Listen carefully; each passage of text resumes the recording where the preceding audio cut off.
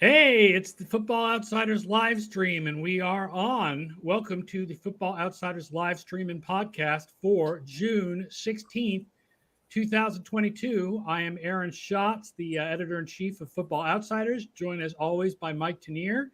And our special guest this week is our old friend Doug Farrar from USA Today's. Are you technically from USA Today or from USA Today Touchdown Wire or USA Today Media Group? Technically, it's the USA Today Sports Media Group. We like to overinflate our importance with these long names that can be summarized as small acronyms. USAT SMG, if you're being, we brought Doug along for our tier lists. We've been doing these tier lists every week, and he writes a lot about pass coverage. And this week, we're going to talk about ranking the 32 teams in pass coverage. Before we do that, though, here's a fun question that just came across Twitter, and I want to get Doug and Mike's take. Kevin Clark from The Ringer asked, if they started a football version of the LIV tour tomorrow, which quarterback is jumping first? Carson Wentz. That's easy. I can picture him in a non-American setting and just trying to fit in there. Excusing the bone saws and all that. And I don't know anything about that. Yeah. I mean, part of me is like, I don't want to be glib. Deshaun Watson kind of wants to live sort of like a sheik somewhere. But let's leave that aside. Aaron Rodgers is the first name that comes to mind. But then I realized, Phil Nicholson, he's an excellent golfer, but he's kind of like Mr. Blandy McBland face. Like, so I was thinking Matt Ryan. Not lately. Nicholson looks like James Woods in Casino now. I'm thinking him beaten up in the car. He won't even do it himself. So I'm thinking Matt Ryan, Mr. Everyman, I'm just apolitical, I'm just doing my thing, would wind up in this particular league. A lot of people answered Rodgers. A lot of people answered Kirk Cousins. I can definitely see that. A lot of people answered Baker Mayfield, but if the Saudi Arabians were really creating an alternate football league and we're going to pay guys hundreds of millions of dollars, they wouldn't go after Baker Mayfield first. They'd go after Aaron Rodgers and Patrick Mahomes and Justin Herbert and Josh Allen first. I'm picturing Baker Mayfield trying to get traded to this league and failing now. Pick me, him and like Garoppolo and the You're right. all the purgatory quarterbacks.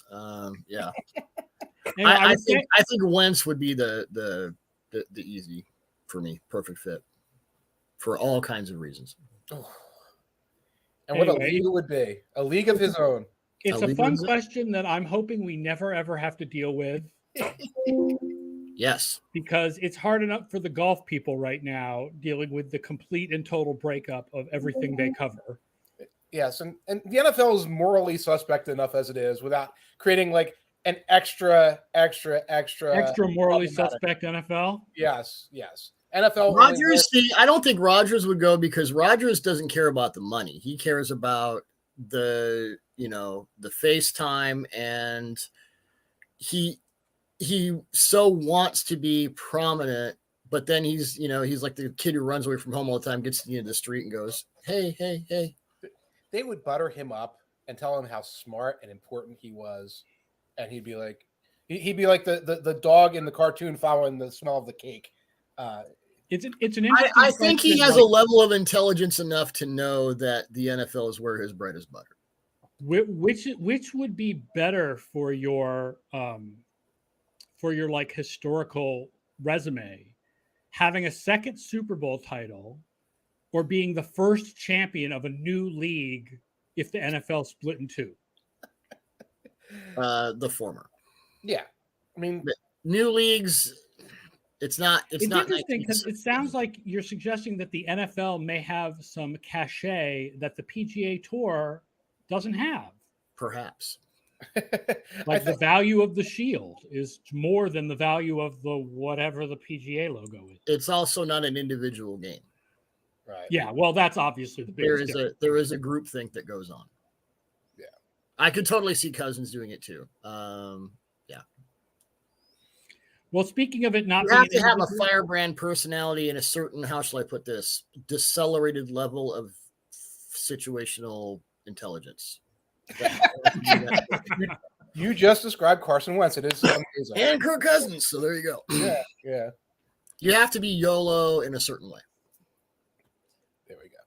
Yeah, a useful title points out that Tommy Maddox was MVP of the first season of the XFL, and no one can ever take that away from him. Because no one cares. Chuck Fusina had 2 USFL rings, I believe. Yeah. Any kind of LIV football league would be a very different situation than the USFL or the XFL, though. The amount of money that they would be giving out would be phenomenal. It would be much closer to the USFL, but it would be a bigger deal than the USFL, like the original. I'll be happy to run LIV Wire over at USAT SMG. Brian Knowles, if you're listening, it's going to be your job to write the weekly LIV football columns if it happens. I'll be sitting here being like, Derrick Henry, da-da-da-da, and you're going to have to worry about the LIV football people. The LIV DVOA. Get your charges on that. The league would be big enough that we would have to do that. I didn't do it for the USFL this year, but I would definitely, if there was an LIV football league, I think it would have enough stars that I'd have to pull that off. Maybe I could get some of that sweet, sweet Saudi Arabian money to be their official stats provider. Well, obviously you're a defector too, so there you go. Then I'll be a defector too. So speaking of football being a game where you can't do it alone, I think that's the spirit of doing a pass coverage tier list, because we're talking here about, first of all, the difficulty of splitting the defensive backs and a little bit the linebackers from the pass rush.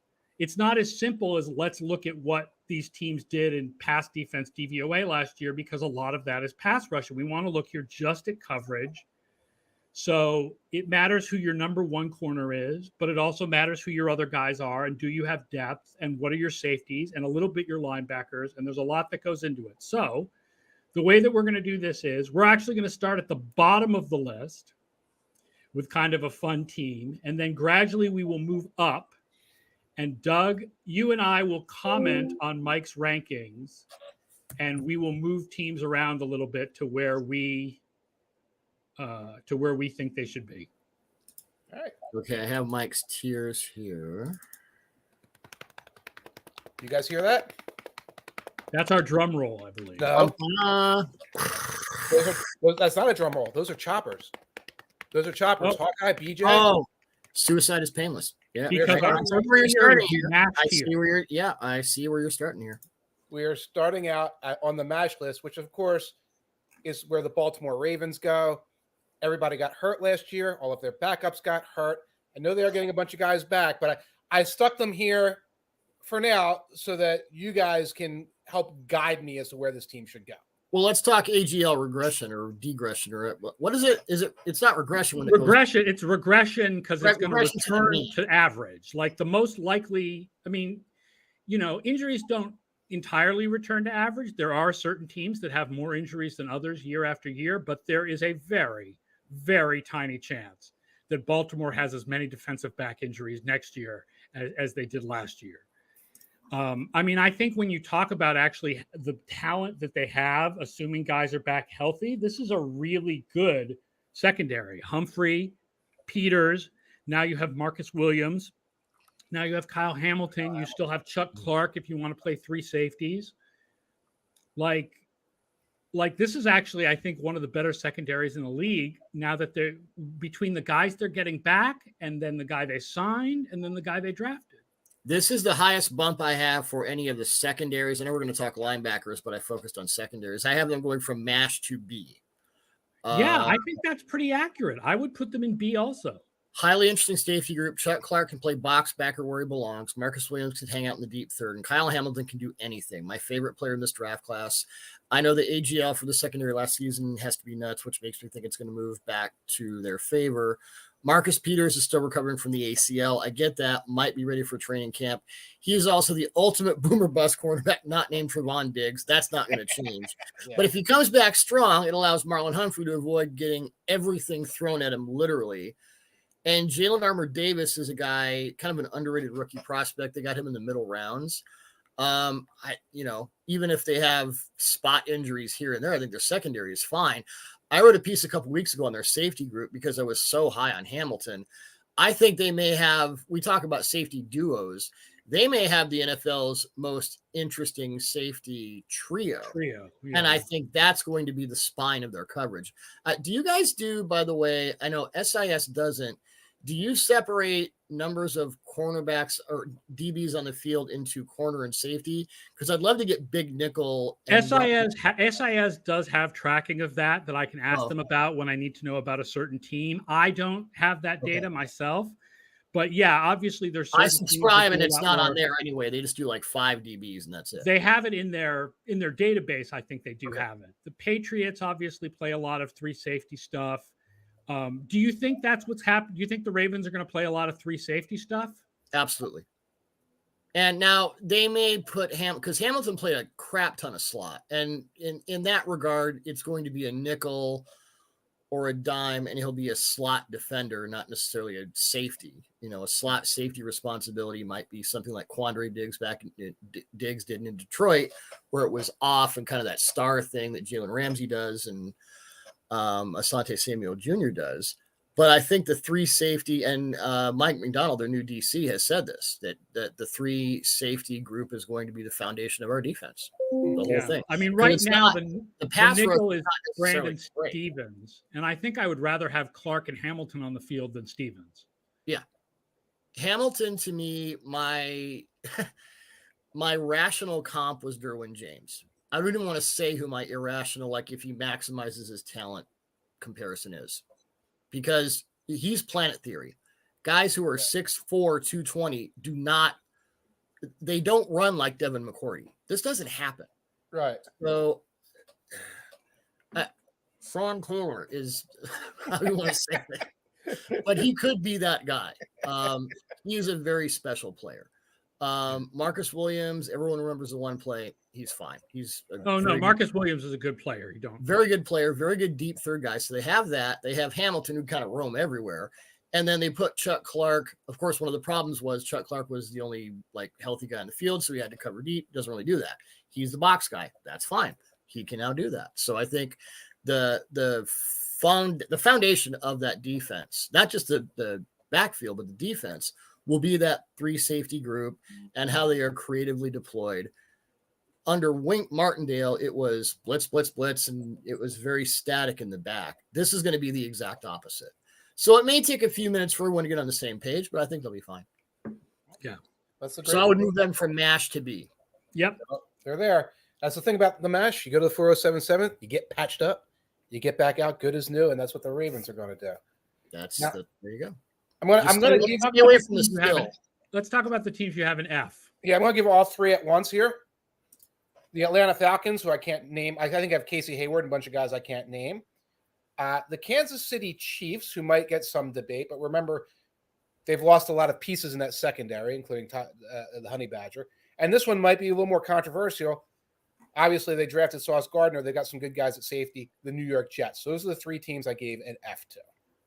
I have thoughts on all 3, Dr. Schatz, if you want to go first. Well, my first think is, just to kind of know where I'm going to come from on this, I was sort of surprised looking over Mike's initial tiers how much I wanted to move teams towards the middle.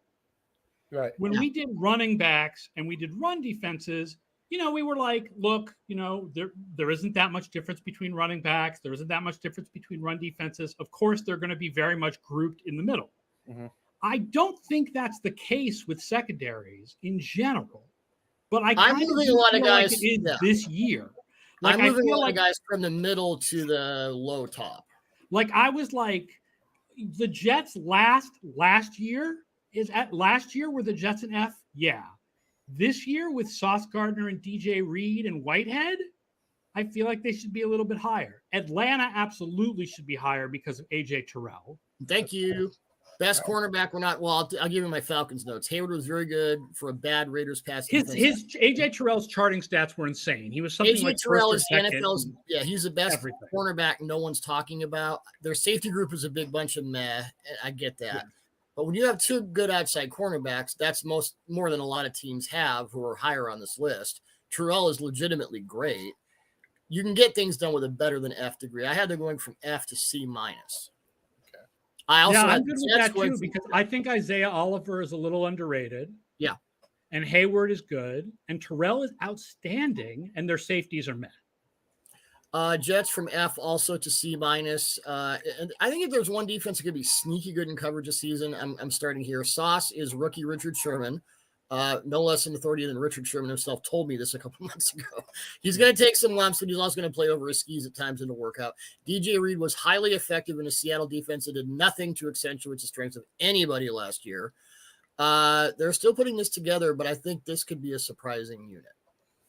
I guess I would lean towards D, just because you don't quite know what you're going to get out of Sauce yet, but it's definitely higher than F. Yeah. And then the Chiefs, I went from F to D. Losing Matthew is a major hit. He's one of those glue guys who just holds the defense together. I find that the Juan Thornhill, too much coffee, Justin Reed safety pairing, interesting. I wonder if the Chiefs are going to go heavy too deep. They can play some big nickel with Brian Cook from Cincinnati, played more single high than anyone in the NCAA last year. They also lost Daniel Sorensen, which is probably good for a couple of right there. I love he landed in New Orleans because the one guy who wanted to kill him on the field was Matthew, another together again. That's just awesome. They lost Shavarius too. Yeah, love Trent McDuffie. He's a smart, aggressive corner. I think they'll be okay. I think as far as, when a blue guy, you obviously know what that means. That's going to hurt, and it's going to make the Saints better. But I don't think they're completely – I think the Chiefs are just going to look so different on both sides of the ball next year, right? I think Snead is good. Yeah. I think Fenton is good. I mean, yes, they lost Matthew. They lost Ward. They're expecting a lot out of a rookie in Trent McDuffie. Yeah. But I agree. It's definitely this. I would put them higher. I would say let's go with D for now. I think of your three F teams, I'm highest. Yeah, I think of your three F teams, I'm highest on the Jets. The thing that I'm definitely highest on the Falcons of the three F teams, but the thing that's keeping me from putting them higher than D is that some teams are going to have to be D. Like not everybody can be a C. Right. So. By the way, Joey Sucks did ask what percent of these grades are the corners, 66%. I was looking at a variety of things when I put the, initial grades together. One thing I did is I went into the SIS data in addition to looking at some of our Football Outsiders metrics like deep coverage and all. And I got the coverage numbers when the quarterback was not pressured. So you can turn pressure on, pressure, no, yes, pressure, no pressure, either on. So I went with no pass pressure, what happened?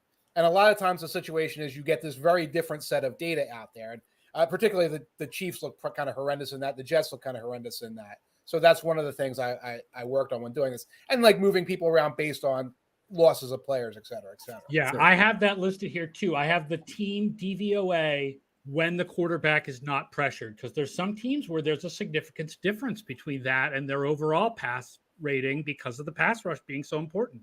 Right. And Thornton Hammer points out the corners versus linebackers. I did look at the linebackers as well in a more general sense. Although again, it was corners, then safeties, then linebackers. But some of there are linebackers who can change the coverage makeup of your entire defense. You look at Devondre Campbell with the Packers last year. I mean, that was a completely different story when they got him. Yeah. And there are linebackers who are just a disaster that are on the field all the time. As one of your guys points out, I like their corners, but the Jets have 0 linebackers that can cover. Mosley's bad in coverage. The other Q Williams is kind of a straight ahead guy. Let's get to the D's and see where they stack up. So we have a couple D's now. Joining them, the Houston Texans, the Detroit Lions, and the Jacksonville Jaguars.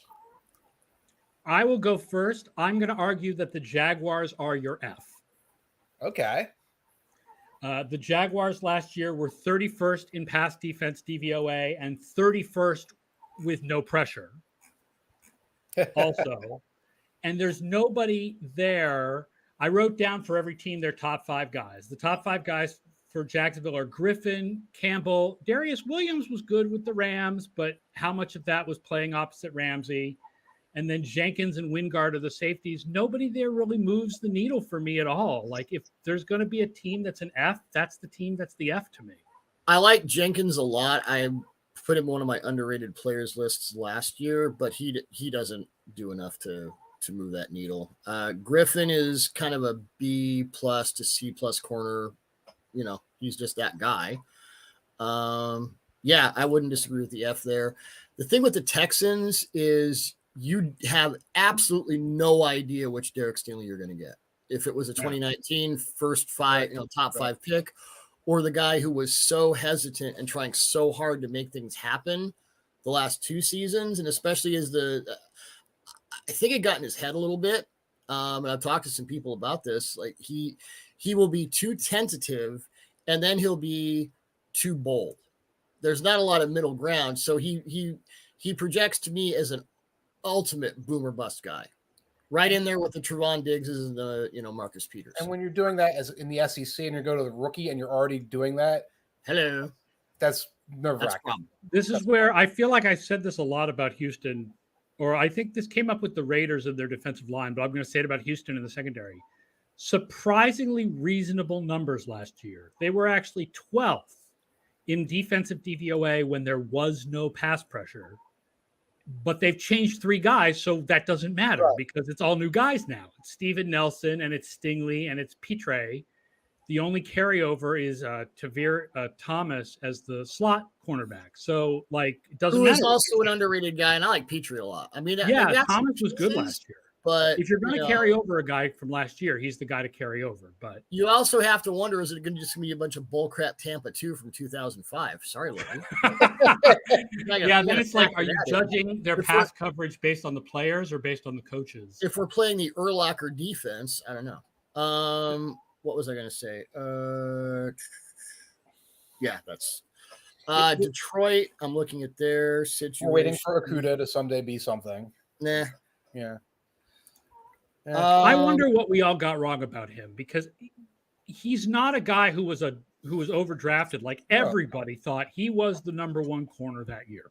Agreed. I think injuries have had something to do with it, but he sort of disappeared during that, Patricia era when, the era of bad feelings out there. Some guys need support emotionally.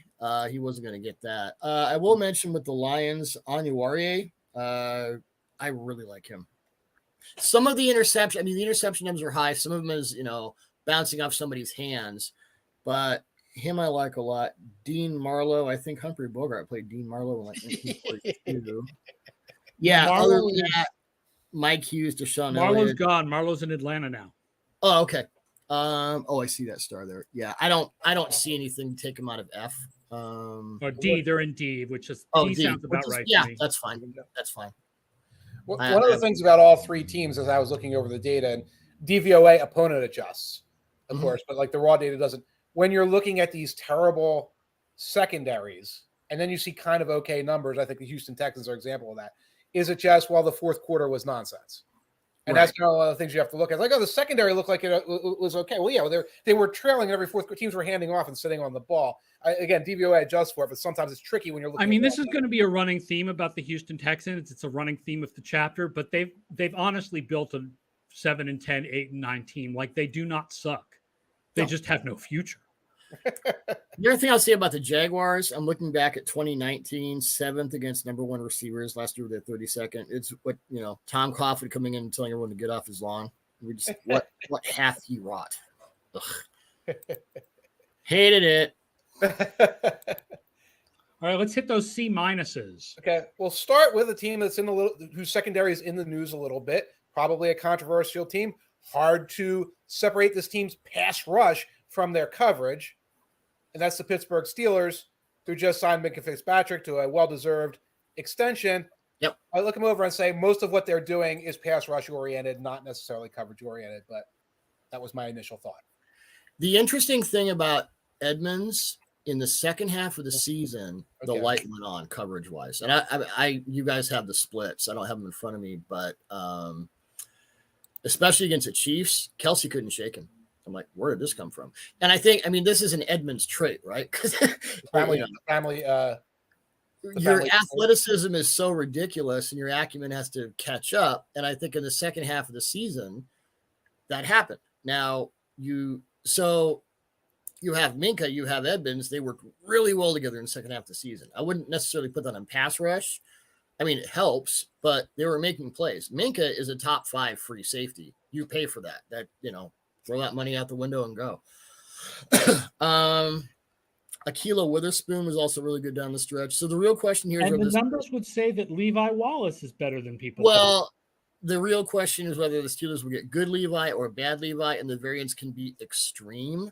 I'm inclined to err in Pittsburgh's favor on this one because of the history of coaching, knowing what guys can and can't do. DeMonte Kizzy also is a sneaky good box slot addition that will allow Fitzpatrick to roam in the deep third and Edmonds to do other things.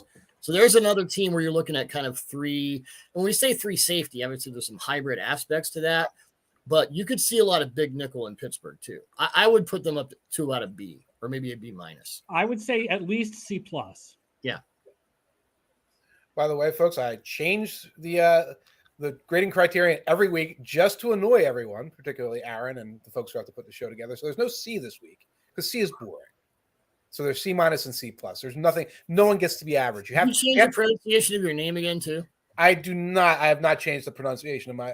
I resent. I'm going with Tanier now because he's been going with Tanier when he talks to people. So that's what I'm going to go with. It is I, Michel Tanier, going with the next C+ team, and that would be the Las Vegas Raiders, who swapped out a lot of guys. They now have Rock Yassin. They now have like other faces in the a lot of depth at corner. C-, Ross. Yeah. C-, thank you. But again, a team I think of like most of their success came from having a great pass rush last year, and they're planning a pretty strong pass rush this year with Chandler Jones joining Max Crosby. To point out that Trevon Moehrig was one of Derek's big, guys to bust out this year. Not bust out, that sounds bad, but to break out this year. But on the other hand, Jonathan Abram can't cover it all. Is a big injured linebacker, a tiny injured linebacker. I think this is about right for them. I might even drop him a bit. Ooh. I think Hayward was probably their best DB last year, and he's gone. One thing I'll point out is the really weird numbers for Nate Hobbs. Yeah. He was targeted really rarely, but when he gave up a lot per target, which is kind of weird numbers, especially for a slot corner. I don't know. With that, I wonder how much of it is when you're playing the Chiefs and he's facing all these different guys in the slot. That might have had something to do with it. How much did he have to face Keenan Allen in the slot? Yeah, I mean, I'd have to break down like which receivers we're talking about, but right. It's interesting. Like he was not thrown at much, but when he gave up big plays, and right. Especially later in the year. Like early in the year, he was really good, and then later in the year. Raiders were 21st in DVOA against the slot last year, which was actually one of their better rankings. They were not good in pass coverage anyway. I might drop them a bit, maybe down to a D. All right, let's make them a D. All right. Next on my C- list is a team that made 2 big draft picks in the secondary, which might change things up, but I still see way too much Patrick Peterson, Harrison Smith, Eric Kendricks at linebacker, the same guys from a couple of years ago. Stats didn't look too good last year as in pass coverage for the Minnesota Vikings. I don't have a problem with we're at the C's now, right? Yeah, we're at C-. I'm fine with putting them in C-. That sounds about right to me. We don't know what they're looking for. When you got guys like Dantzler, Harrison Smith is still pretty good. Yeah, I'd keep him there. I don't have a problem with that. Right. Also, they have a couple guys who could bust out. You're like, okay, they're decent. A couple guys who can bust out because they got the youngsters, and they've got the veterans who bring that level of veteranness to them. But it's not. Dantzler is the Kirk Cousins of cornerbacks. His stats are way better than his reputation. I love Lewis Cine as kind of that hammerhead guy who will come down and Right. He to me was about a middle first round talent, so that's nice. But there's a lot you need to see before you can bump them up with it. And it's they don't have any single dominant defensive back, right? And they have a bunch of guys who could be good, but no one's really. I mean, outside of Harrison Smith, who was the guy that they lost to the Eagles last year, the safety? I'm drawing Harris. Yeah, and that was one of those things that didn't work out for either team. And right. Harris should go back to Minnesota where he was, really good. Right. Right. And one of the things with the rookies, when the rookie's sitting right at the top of the depth chart in the secondary, is talking to me a little bit. Not, I mean, when it's Hamilton, it's different because you're talking about this sort of generational type player, for want of a better term. But when I'm seeing, first round pick, plug him right in, that's usually a sign. Usually a sign. Next, Doug, your hometown Seattle Seahawks, for a variety of reasons, including a linebacking core that is not particularly well known for their pass coverage and is on the field an awful lot for a linebacking core in the year 2022 with 2 or 3 guys out there, mixed with everyone's favorite tiny edge rusher Jamal Adams not being particularly strong in coverage, being asked to do too much, and just sort of a lackluster group of defensive backs overall. What did bad teams do? What's one of the differences? Not put their players in positions that fit their strengths. That's one thing. The difference between good teams and bad teams. Good teams make mistakes. Bad teams double down on their mistakes. So when you make Jamal Adams now the second highest paid safety in the league, only eclipsed by Minka at $17.5 million a year for a 220-pound will linebacker, and you decide to make Jordan Brooks, who was busy in college missing run fits everywhere, and you want to turn him into the next Bobby Wagner, bad teams double down on their mistakes. I'm saying. Quandre Diggs is a top 10 deep safety. Jamal Adams is an overpaid 200-pound will linebacker. Now, Seattle's new defensive staff, they run in Sean Desai, and, they had Clint Hurt and all these, Fangio guys. We have the Fangio guys, so we're going to move everything around and have all this, chaos and calamity and whatever. That requires communication. Now, they did get Kobe Bryant from Cincinnati. He's kind of a Shaq Griffin, smooth type. We'll give up a few big plays. He'll be consistent. Tariq Woolen ran like a 2.8 40 at the combine. He will outrun some mistakes. I'm not sure if he's ready yet. Couple 3 years, he could be amazing. But right now, Sidney Jones is a maybe. Artie Burns. They're not booing. They're saying boo Earns. This team has been shopping in the bargain bin, lost in the supermarket. Hello, class. For cornerbacks over the last 3 seasons, and it doesn't make any more sense now than it did then. I would drop them. I would drop them to a D.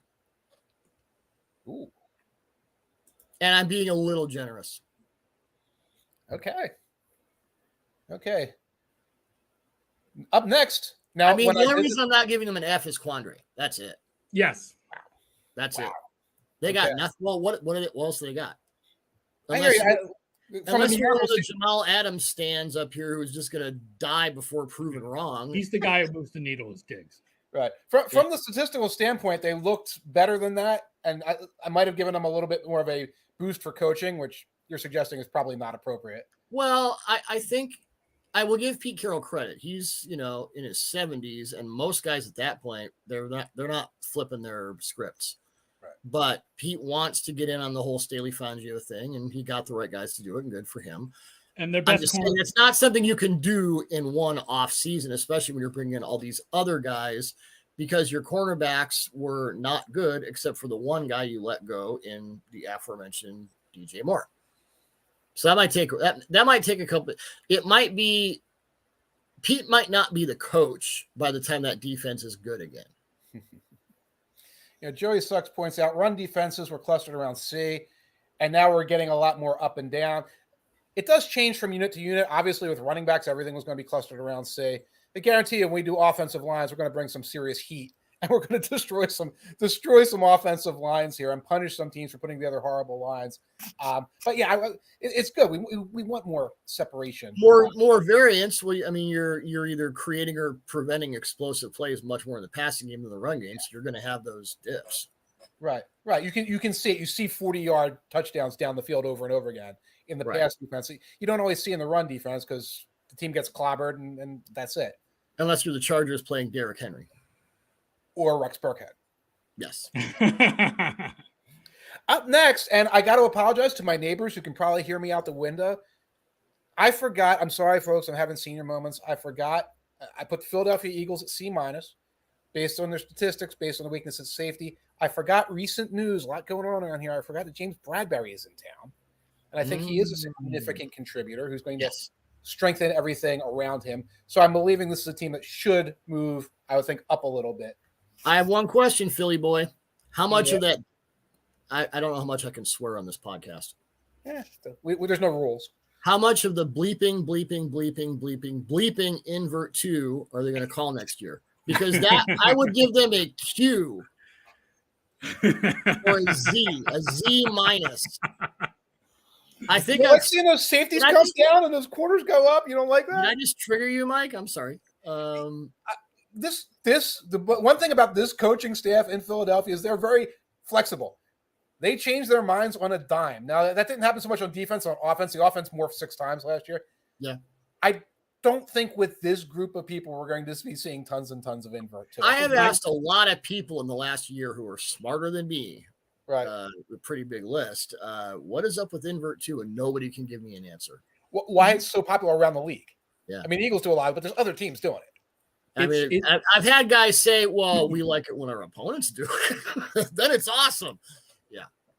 It sort of connects to Useful Title's question, which is, who are the safeties? And remember, by the way, if you're watching us live on Twitch or YouTube, please ask questions in the discussion. The safeties are not the highlight of the Eagles secondary. I mean, it's Harris and Epps are the top 2 guys. Yeah, and Kayvon Wallace is in there as well. But you have strength at corner. Linebackers are not the strength either. Again, I'm not the greatest. Yeah, I mean, that's Darius Slay, who is another one of those underrated guys. We don't really talk about him nearly enough. Avonte Maddox can be good. He's useful, slotty McEffort guy. So we think we leave them at C+, or do we want to put them back at C-? I would give them a solid C because they have 2 really. It's kind of like the Falcons where you have 2 really good corners, and then nothing. But safety is kind of important these days. I've heard that. All right, we'll leave them at C-. Who's our next C- team? See, I'm not giving us a C. We have to fish or cut bait this week. Okay. I have no idea what my rationale for the New York Giants was here.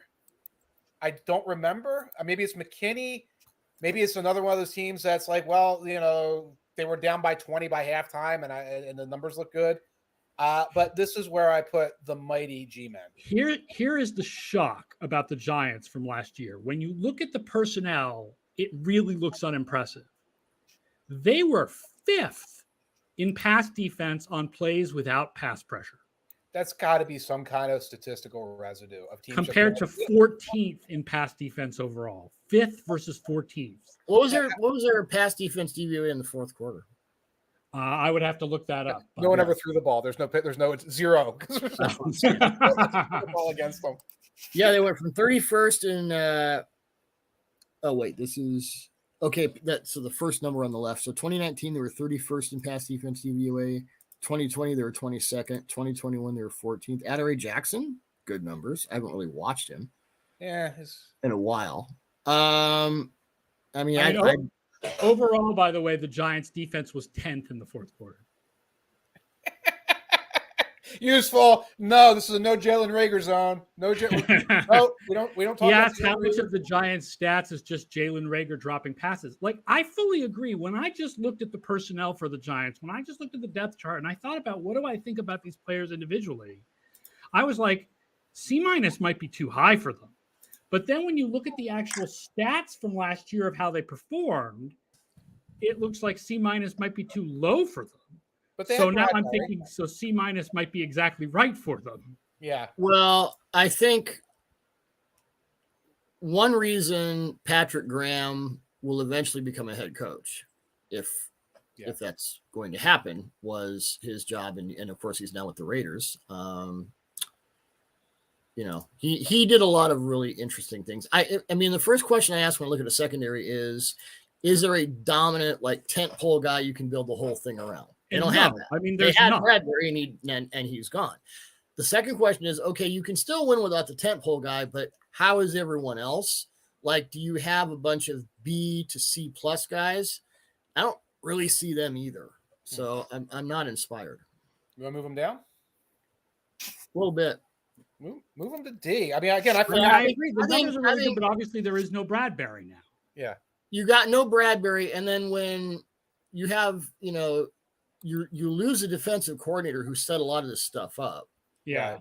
And you had C guys playing at a B level without the guy who helped them do that. I mean, what sort of confidence do you have that that's going to continue? All right, so they've been moved down, I believe, to D, and that's good. I'm going to give you 2 more C- teams here. One, the Washington Commanders, who have swapped out some guys, still have some decent talent out there, and another team with 2 high draft picks, slated to probably play major roles in the secondary, the Chicago Bears. Yeah, I love Brisker. I'm fine with the Bears there. I think there's still some question marks. My notes on the Commanders, they were 27th in DVOA last year, despite a roster stack from front to back on defense, and their defensive coordinator's head is filled with delicious macaroni salad. I'm not feeling it. Washington was 28th in pass defense. Yeah. But 16th in pass defense when there was no pressure. Okay. Interesting. Which is funny because when you watched Washington struggle in the early part of the year, it was very clear the issue was the secondary. But I think as the year went along, it became more that the pass rush was not doing what we all thought it should do, especially once it lost Chase Young. Right. Yeah. So I think this is good for Washington. I wouldn't drop them. I wouldn't drop them any lower than this. I want to look at something here. Okay. I mean, William Jackson had a bad year because cornerbacks are inconsistent from year to year, but I still think there's good talent there. He is a man first, press first corner. That's what made him so good in Cincinnati, and they didn't let him do it. So, again, back to the macaroni salad. And I'm a big Benjamin St. Just fan for what it's worth. Well, there you go. Guys with French names got to stick together. Mm-hmm. Let us move on from the C- to the C+. I'm going to start by putting 2 teams out there. And these are 2 teams I'm going to classify as, well, they've got some good talent, and they were in shootouts a lot. And, their secondary is tested a lot. And those 2 teams were the Green Bay Packers and the Dallas Cowboys. Starting out, our C+ is going with the Steelers, who are already there. I would like to move the Packers up to a B+. Alexander's back and healthy. Rasul Douglas was maybe the best in-season signing of the last half decade. Eric Stokes is coming along. You got Darnell Savage and Adrian Amos at safety. Good enough. An improved front will make that backfield better. And Devondre Campbell, I'll mention again, best linebacker they've had since Ray Nitschke. I'm kind of looking at this as a potential Super Bowl defense. I think you're overrating Rasul to start out. Yeah, you're going way up against our projections on their defense. Their defense has not been better than average for 3 straight years. Alexander is good, but I just don't think he means that much. I'm fine with moving their secondary up to B, definitely. I do get this feeling like Rasul Douglas seems to me like the kind of guy who's going to become a poster child for the inconsistency of cornerbacks. Right, that's my concern. He had this really great half season, but he's never done anything like that before. Whereas Alexander seems like an exception, like one of the few cornerbacks who is consistent from year to year. So getting him back is obviously really huge. Marcus Williams, who we were talking about before, his passer rating allowed from season to season he's a Brett Saberhagen of safeties. It's 1 year it's 56, the next year it's 133, then it's 60, then it's 98. Antonio Cromartie was like that. A lot of secondary guys are like that. Yep. Yeah. I would say B+ if you guys are in B based on your projections. I'm going on tape. But I would move them up. Yeah, we moved them up to B. We don't have B+. We could make B+, but Cowboys. What were my notes on that? I'm going to give them a bump to B overall based on Dan Quinn year 2. Diggs and Brown had 15 combined interceptions, 2 outside corners. This is more than 19 teams had. I know interceptions don't mean everything, but they mean something. Yeah, Brown was underrated, I think. Yep. Now we're going to get a better handle on whether Diggs is Lester Hayes or a more productive Marcus Peters. Losing Kizzy is a hit. You would love to see Malik Hooker play at the level he once did because, God, he was good back in the day. I'm not sure who the deep safety is going to be, but I bumped him a bit up because Dan Quinn knows how to make the most of his players. He did it last year. I think you'll see a bit more stability in that defense overall. Dan is really good with secondaries. He's awesome with fronts. He will mess you up with fronts. So I'd move them to whatever level of B Mike has approved for his tiers this week. But I'd move them up from C+. Number 2 in pass defense DVOA last year. I saw. Their secondary was very strong. I saw. All right. 2 more teams. The Tennessee Titans, who had almost made the MASH list because they had a lot of injured young talent last year. I was going to stick them on the MASH list. And And I guess another team that could have been on the MASH list, the Carolina Panthers, mainly because of J.C. Horn, somebody who flashed a lot of talent before he got hurt. They've got Jeremy Chin there. They got a couple other players who could play. I thought bad team, but their secondary looks like it's a potential strength. So I put the Panthers at C+. Yeah, I think having the Panthers here mean you're basing a lot on J.C. Horn keeping up what he was doing early in the season. I'm okay with that, but I do think it depends a lot on that. I would leave them where they are. I might move the Titans up a bit. It's interesting. The Titans numbers are a little bit better, but I'm sorry. Go ahead. Let's put another team or two out there because there's a team I think you guys are going to want to move up in a second, and we'll see if the Titans are where you want to move up, or if you want to move up the Indianapolis Colts because your intrepid friend here had another senior moment when he was putting things together. Forgot about Stephon Gilmore, and stuck them in the C+ list. They also have Kenny Moore, of course, some other good ball players. Which Stephon Gilmore? The problem is, is it a healthy Stephon Gilmore or an unhealthy Stephon Gilmore? And when we get to the Bills, I'm going to ask the same question. And is Tre'Davious starting to ski down that hill? The thing about the Colts and the reason why I think they belong here and not higher is, first of all, their second outside corner now is going to be Isaiah Rodgers. I don't really know what he is. And losing Kerry Willis, I think, is a thing. Yeah. And Gilmore, you can't fully depend on him to be healthy. If he's healthy and he's what he was 3 years ago, I mean, they are absolutely better than this. But I don't think you can depend I know he's on not on the team. Andrew Sendejo. It's one of those things like Daniel Sorensen. You just go, really? What? I'm happy with. I mean, I love Kenny Moore. Right. Top slot corner. He's great. Other than that. Okay. Another team that you might want to move up. I mean, when your best defensive back is your slot corner, I know it's a nickel and dime league. I know teams run more dime than base, but that's still not what you want. Right. Yeah. Right. Another team that you might want to move up because of the quality of the cornerback play is the Miami Dolphins. With Xavier Howard and Byron Jones, two pretty good ball players there. But looking at the statistics, I put them at C+. Yeah, my argument would be Byron Jones, since he went to Miami, has not been anywhere near as good as. Yeah, I don't think of Jones as one of those guys. Okay. And Howard has some variance. I wouldn't say he's boom or bust, but no. You don't quite know. Miami last year. Javon Holland, I think, has a lot of potential, but we're still kind of, year two sort of deal. I'm fine with them where they are. Yeah, I'm fine with them here. Another reason not to move them up: 9th in pass defense DVOA, but 25th if you only look at plays with no pass pressure. Right. Right. And that's the things we were looking at when I was putting this list together. Another team that had, I think, some odd splits, and that's why they wound up in C+, was the Arizona Cardinals, who, besides Budda Baker, don't blow me away in terms of personnel, but has some pretty good-looking numbers. Yeah, the stats are much better than when you look at the personnel and you think about how good they are. Mm-hmm. Like Wilson, Byron Murphy, Antonio Hamilton right now is their third corner, and he's like a dude who's been on like 6 different teams. Budda Baker is swell, but the best part of Budda Baker is hitting, not coverage. Right. Yeah. Looking something up here. Just 1 second. Their stats were really good last year.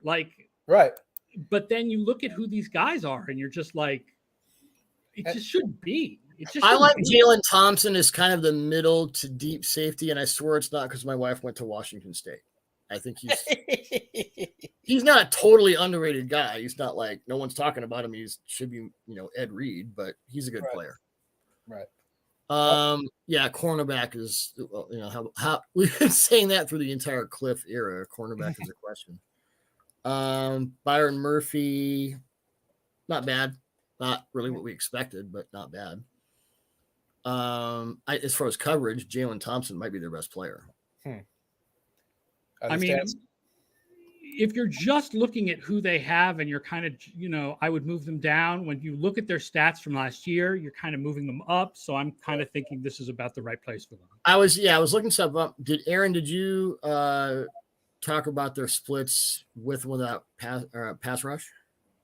fifth in all pass defense, fourth when there was no pass pressure. Huh. Again, like when you look at the players, it should not be this way. That makes me want to go back and look at a bunch of tape this weekend. Yeah, I don't know if I want to look at Cardinals tape though. I don't look at tape a lot. Yeah, you got to make sacrifices for the job, Mike. That's true. They were sixth in the league covering wide receivers who were lined out wide. Again, with who were these guys? Like, it's not a guys. There's nobody there that you hang your hat on. Like, second against tight ends. Yeah, that's pretty good. Like, where did this? Third against number one receivers. Yeah. Where did this come from? There's a glitch in the matrix. It doesn't make logical sense. No, it doesn't make logical sense. It doesn't. Yep. I'll give you some more teams because I'm tired of talking about the Cardinals. Okay. The Cincinnati Bengals, great safeties, a secondary that was getting tested a lot because they wound up in a lot of shootouts. Some guys at corner I do like. I don't think of as elite players, but Cheedy, for example, is a heck of a player. Last team that I put in C+, a team that was very hard to categorize, San Francisco 49ers, a team I think of as their pass defense success coming very largely from their secondary. It had some injuries, I believe, in the secondary. But yeah, they were very injured last year. Very injured last year. Splits on that one. Pass rush, no pass rush. The Bengals, I think Awuzie. Well, it's funny because the most improved player on the Cincinnati defense was their defensive coordinator, Lou Amaruno, who for 2 years I was like, did you suffer a head injury? And now you're playing Awuzie off in the first part of the season when he's another one of those press guys. I think Awuzie is really good. If you line him up, don't give him a lot of peripheral stuff. Put him right in the receiver's face. Have him match and trail. He's fine. Jesse Bates, who now wants more money than God because of what Minka got. You know, Von Bell's a decent box guy. But I don't really see anything that makes me want to go, move him up. By the way, he wants more money than God because the Bengals had one job in terms of their long-term financial planning, and that was to take care of Bates before Burrow and all them go through. And they didn't do it. They just franchised him. So that's why you have a safety who the market is going up and up, and he's sitting there on the franchise tag smiling. Remember when you could get like a really good safety for $3 million a year? Like this was like 3 years ago. Yeah. Safety market plummeted, and then now everyone's buying the tulips. They could have put him on like some 5-year contract that set the market like in October when they realized they were a good team, but it's the Bengals, and like Trey Boston, who was a top 10 deep third safety for a couple of years, and he got like $2 million deals with different teams every year. Yeah, every year was a different right. Yeah. By the way, should the Niners be moved up because of Shavaris Ward? No, but I think they should not be moved down because of Shavaris Ward. Fair enough. Let's hit some Bs. We already got some Bs because teams moved up. I'm going to start with the New Orleans Saints. Just a very strong overall defense. Obviously, some additions to secondary.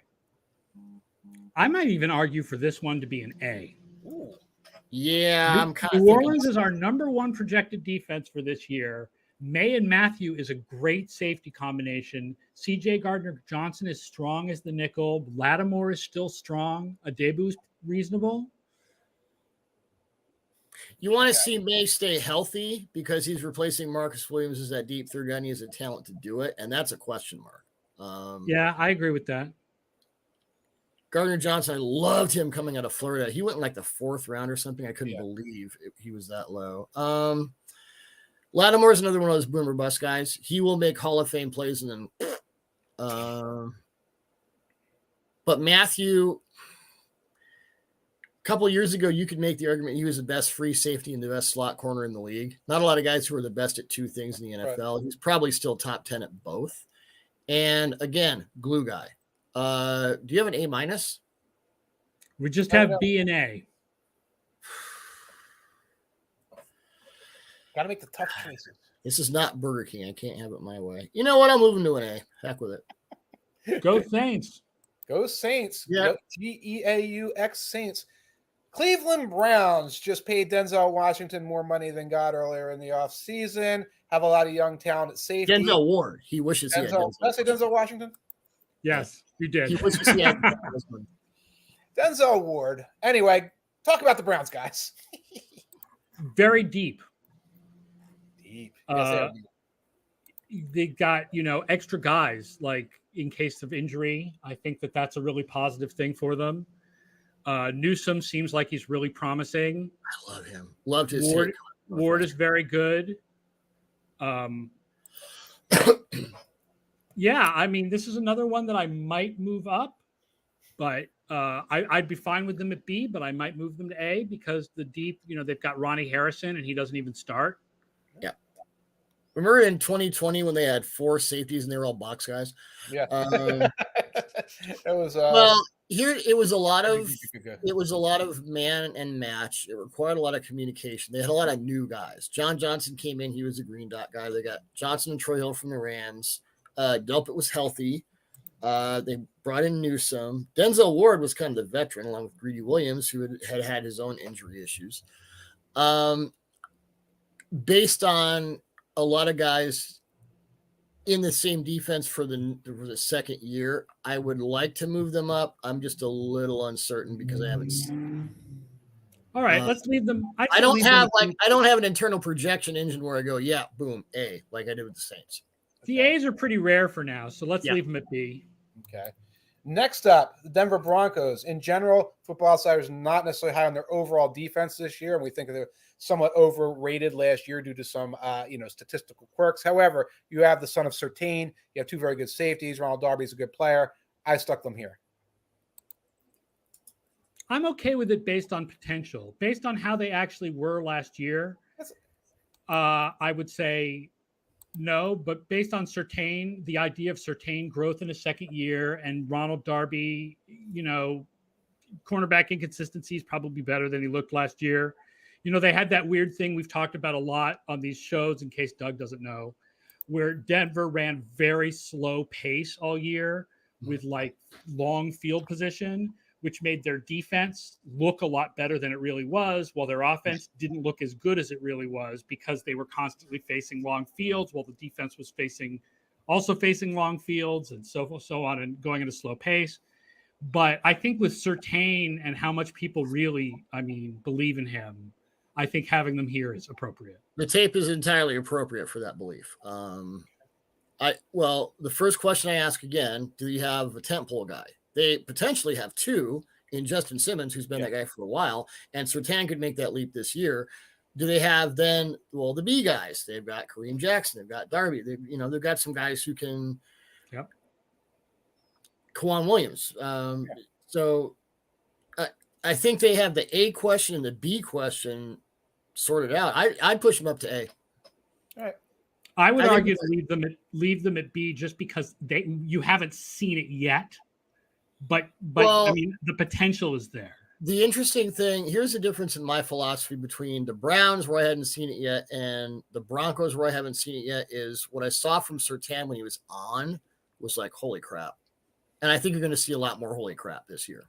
Yeah, that's true, but the same's true of AJ Terrell, and we left the Falcons at because they don't have anything else. Because they don't have the other stuff. But I say 45-year-old Casey Hayward, and you and I are playing safety. That's not that's not good.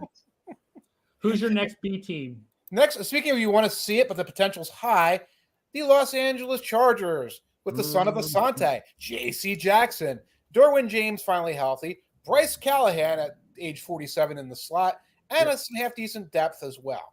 But we haven't seen Mike Davis, one of the more underrated zone corners. Really when he's not being asked to go run around and chase Tyreek, which he won't be. I am very good with the Chargers being here now that they've got J.C. Jackson. Yep, I'm fine with that. Okay. Speaking of J.C. Jackson, partially because of the quality of the coaching staff that has proven itself time and time again over the past 20 years, the New England Patriots came in at a B. This is where Aaron's going to bounce me off the show, right? No. I trolled. No, I have a feeling you and I are actually going to be in agreement here. Here are my notes from B to C+. Who replaces J.C. Jackson? I'm not worried about the safeties. McCourty, Phillips, and Duggar are great. It's very light in the cover with that cornerback group. I don't see the guy who's going to come up out of nowhere and be great as Jackson did a few years back. I just don't see there is no number one corner here. Problem. It's now they've won Super Bowls without a number one corner. My problem is who are 2 and 3. When Jalen Mills got signed, we heard about how, it's great. The Philadelphia finally figured out how to use him in the slot some and as a safety some and move him around. And then the Patriots just kind of stuck him out as the second corner. And now he's the number one corner? Like, no. So I'm definitely going with move the Patriots down to C+. Yep. Safeties are great. Yeah, no problem. And there. Jonathan Jones, slot corner Jonathan Jones, underrated. Is McCourty a Hall of Famer? I think yes. I think he should be, yeah. Not first ballot, but the body of work. No, but he's been one of the top safeties in the league for a very long time. The body of work is so good for so long. Yeah, and 3 Super Bowl titles. Probably not. I think he's got a reasonable argument. I think when the time comes, he will go through and he might get to the finalist list. I don't have off the top of my head the safeties of the current time. Obviously, Earl Thomas will have gotten through by then. Two Pro Bowls, no All Pros. That doesn't help. No, it doesn't. There's a lot like Teddy Bruschi is kind of the same thing. Teddy, oh my God, the leader of this team, et cetera, et cetera. You look at McCourty's been better than Bruschi for a long time. Okay, he's a higher quality player at a position of more import. But again, I would have to start with the question of who of the defensive backs are going to come on the ballot at the same time. Come on the ballot at the same time, and who's he going to be against? And that's a tricky question. If he's really one of the best ones, then he could move to finalist stage and get into the kind of position Seymour got into. Where stuff he did in 53, he should get in for that alone. My God. And there was it was 2019 when the Patriots played like man all the time, and there was a point, and they played like all the bad quarterbacks, but there was a point like 4 or 5 games into that season where McCourty had more interceptions than targets. That tells you a little bit about his range. Yeah, I'll say this: that when it comes time for the New England contingent to kind of put the resumes together, they've got to pick the best resumes to put out there. Obviously, they don't have to put a Brady resume or Gronk resume. Those guys are going through. But when it comes time, it's like, well, is it McCourty or is it like, Matthew Slater, or is it like somebody else along the way? They've got to make that. If you're looking from this era of the Patriots, right, it's hard to think of who is a better candidate than Brady, Gronk, Gilmore, but partially for stuff he didn't do with the Patriots. Right.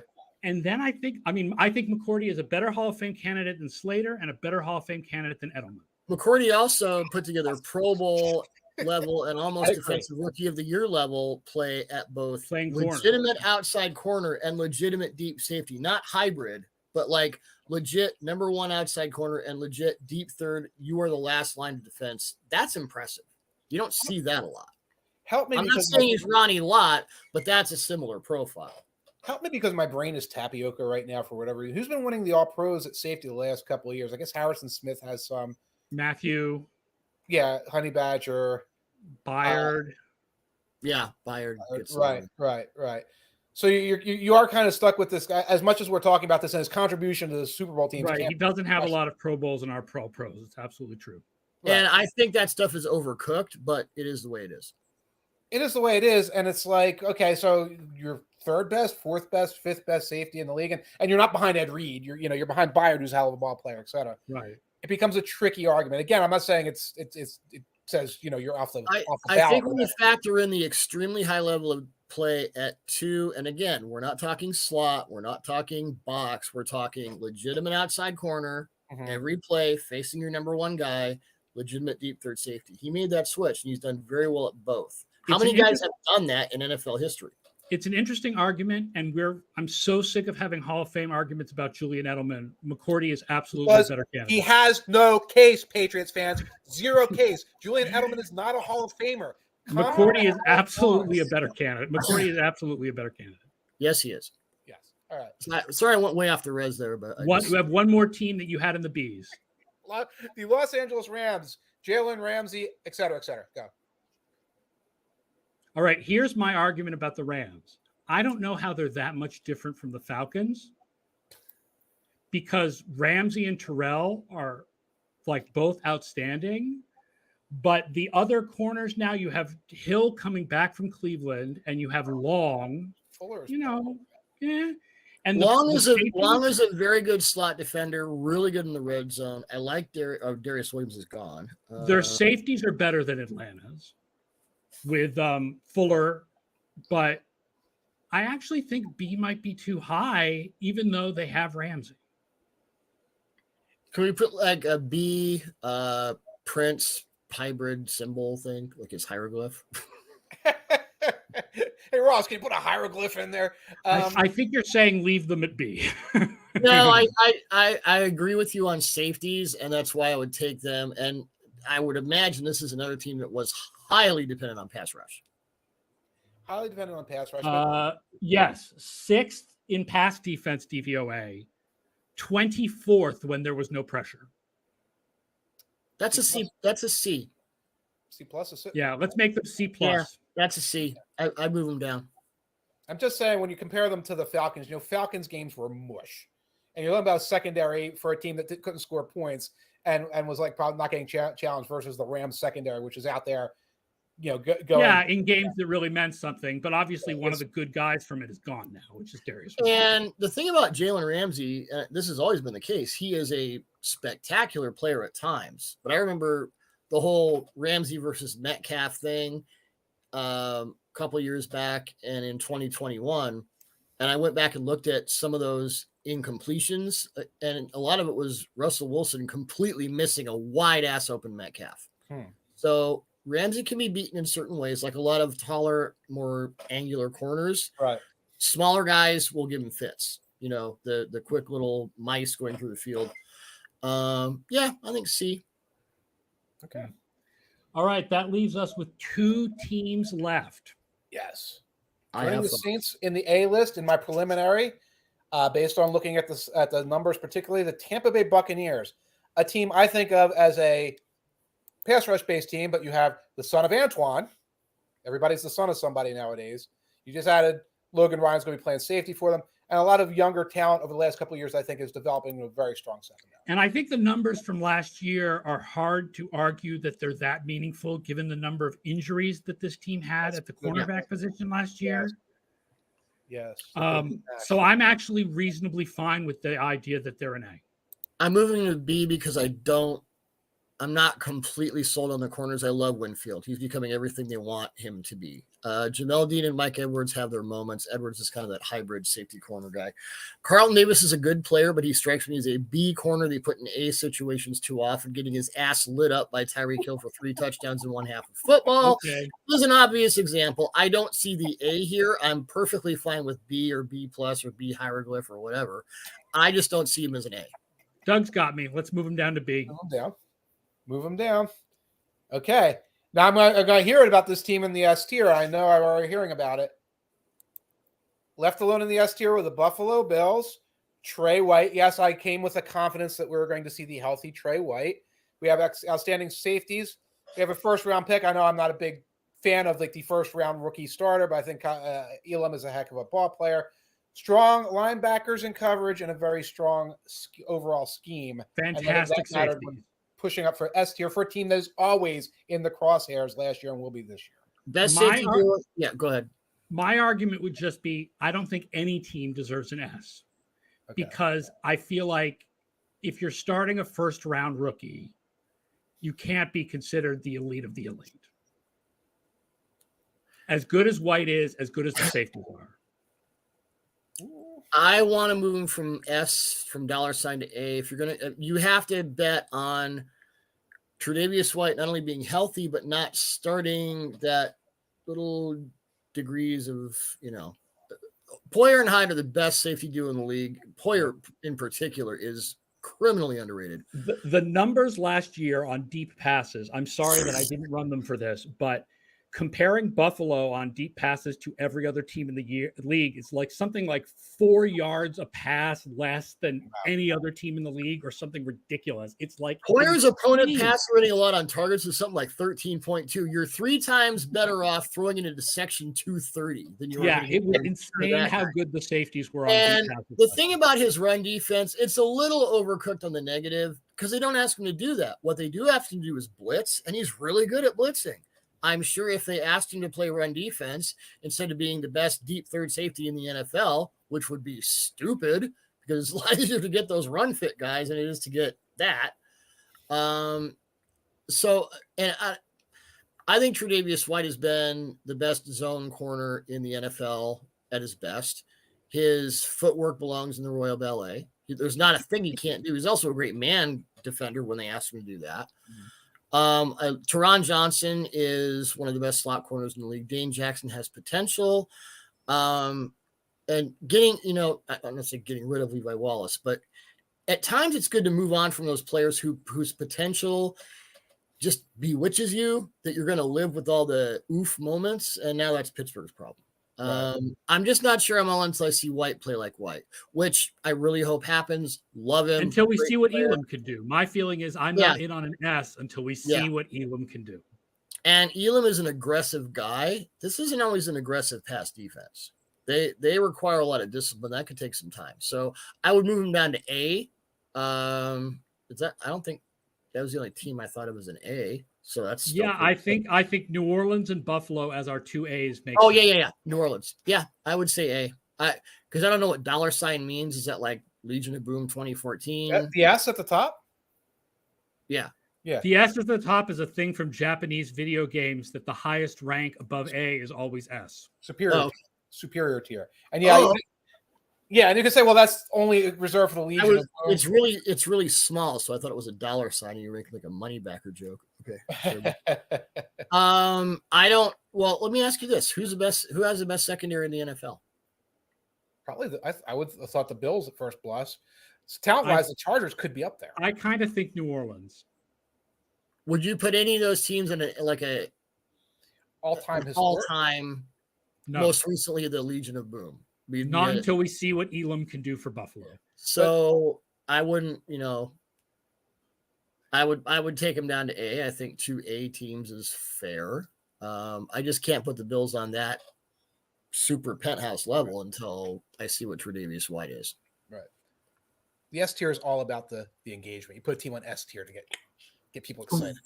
Get the excitement. Well, we're going to engage by not having a team in the S tier, so people are going to wait, they didn't think that there was any team that was elite. The kids love it. Now they hate it. Ooh, you're in. Well, are we comfortable with the tiers now? They look pretty good to me. Yeah, they look pretty good to me. Yeah. I think the middle class looks good. I think your 1% is fine. Yeah, I'm cool with that. All right. That's our tier list. Thank you, Doug, for joining us. We really appreciate it, man. Always a pleasure, guys. Insight. Next week, we are doing pass rush with Brandon Thorne. Oh, nice. Who better? Nice. So that will be excellent. Next week, we're doing pass rush tiers with Brandon Thorne. It's next Thursday at 1 p.m. Eastern. So thank you again to everybody who's watching live. Thank you again to everybody who listens after the fact on the podcast network. Please remember to rate and review the podcast so more people can find it. Remember to read Football Outsiders. Big week next week. Next week, we're going to have the top 10 dynasties of heartbreak and the reveal of 1982 DVOA. Both of those things are coming next week. So definitely check out the site, and we will see you guys next Thursday at 1 for Pass Rush Tiers. So long, everyone.